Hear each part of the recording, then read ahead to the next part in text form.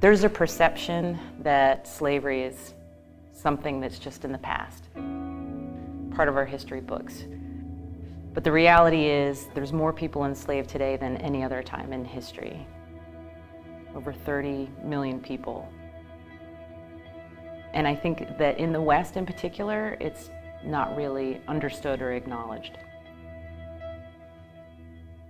In the summer of 2015, we fielded a call at my office from a reporter at the Associated Press, which wasn't unusual because we provide images to the media all the time. But this story, we knew immediately this story was different. Martha Mendoza, the reporter, and a team were working on a months-long investigation to expose the extent of the exploitation of human beings in Southeast Asia in the fishing industry.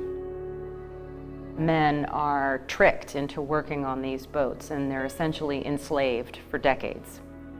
They think they're going to get paid, but they're kept at sea, captive on these boats. And the times that they do go to shore, they're kept in cages. Commercial boats would rendezvous with slave boats and exchange fish that would eventually end up in the United States supermarkets. This exploitation of human beings, everybody was aware, but they couldn't catch them in the act. These commercial boats were very crafty and knew that they had to leave the territorial waters where they were allowed to operate, and they would turn off all their tracking devices, so they were essentially invisible in the middle of the ocean. Martha and her team had a body of evidence based on ground information, people that had actually escaped from slavery. She needed a smoking gun. They needed something tangible that they could look at that was unrefutable, that would create action. We own and operate satellites and ground infrastructure, an entire system that allows us to see any spot on the surface of the Earth against very short timelines, at very high resolution. We knew we needed the best ammo that we could put against this problem, and that required the best satellite we had. We actually put Worldview 3 on the task because it required 30-centimeter imagery to actually meet the needs of the mission.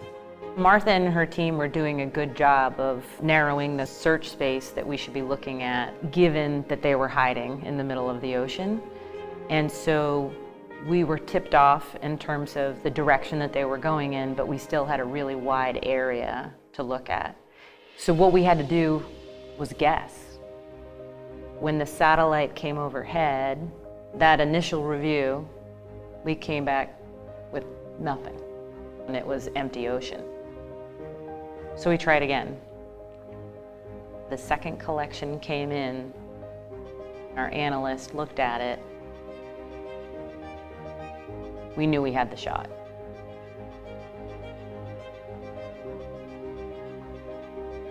The image was stunning in its clarity. Even we were shocked. Based on photos that had been taken when the commercial boat was in the harbor, we could figure out, we could measure the length and the width of the boat, the height of the mast. We could see details in this image that were so strong. For example, the cargo holds were open on the commercial boat, which was a signal that they were offloading fish from the slave boats into the commercial boat. We could see the ropes that were tying these two together. We didn't expect to see that. It was unbelievable. We knew we were delivering something that was going to make a difference in this investigation. And the Associated Press brought it to the authorities that agreed to cooperate based on the visual evidence that we had provided. And the Indonesian government used their navy to go out and rescue these men off the boats and arrest the captains that were responsible. Because of this team's investigation, there was the immediate release of the men that were on those boats. But almost more importantly, the level of awareness that went up around that rescue actually cascaded into more rescues of more men. And now we know, just based on her reporting and her team, that over 2,000 men have been returned to their homes. Many of the men were gone for decades, had not seen their mothers, had not seen their sisters or brothers. This is one of the rare times, maybe the only time, where we've actually been able to put a face to the lives we've saved. Martha sent me a note recently, and in that note, she shared about one of her colleagues going back to visit with some of the men who were rescued. She told them the story. And one of them said, "You mean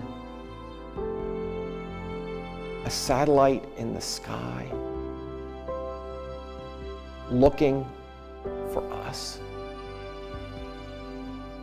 What I hear in that question, looking for us, is that he doesn't even know that he's valued as a human being. And so for me, the reward is about, obviously, him being reunited with his family, but knowing that in some indirect way that we communicated to him that his life had value. That's what this is all about. That's the golden image. At its core, that is why we do what we do.